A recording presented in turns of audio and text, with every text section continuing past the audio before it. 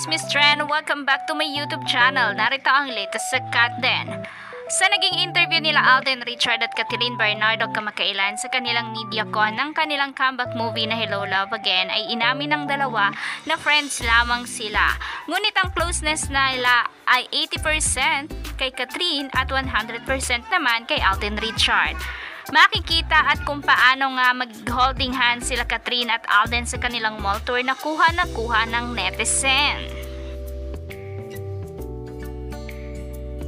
Marami man ang naglalabasan na balita na mag-MU na ang dalawa, ngunit sa inilabas na balita ni OG Diaz ay patuloy pa nga rin daw nanliligaw si Alden Richard sa aktres na si Catherine Bernardo.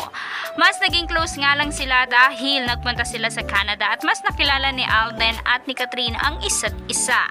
Patuloy na nanliligaw si Alden maging sa pamilya ni Catherine Bernardo, kaya naman mas botong-boto si Mami Min sa kanya dahil sa patient na ibinibigay nito sa panliligaw sa aktres. Samantala, viral naman sa social media ang pag-like ni Mami Min sa video kung saan ang pagiging gentleman ni Alden Richard sa kanyang anak na si Catherine Bernardo ay makikita sa nasabing video.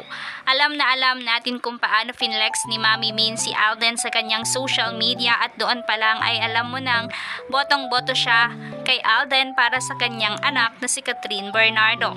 Samantala, kung nag-aabang kayo sa latest update sa Katden ay spotted ang dalawa sa Soler Hotel kung saan haka-haka ng ilang fans ay merong photoshoot ang dalawa na magkasama at ang ilan naman ay tila pinuntahan nga daw ni Catherine si Alden. Kaya naman kung ikaw ay solid fans ng Katden, huwag mong kalilimutan mag-subscribe sa aking YouTube channel at pindutin mo na rin ang notification bell para mas updated ka ka Chismis Trend. Thank you for watching!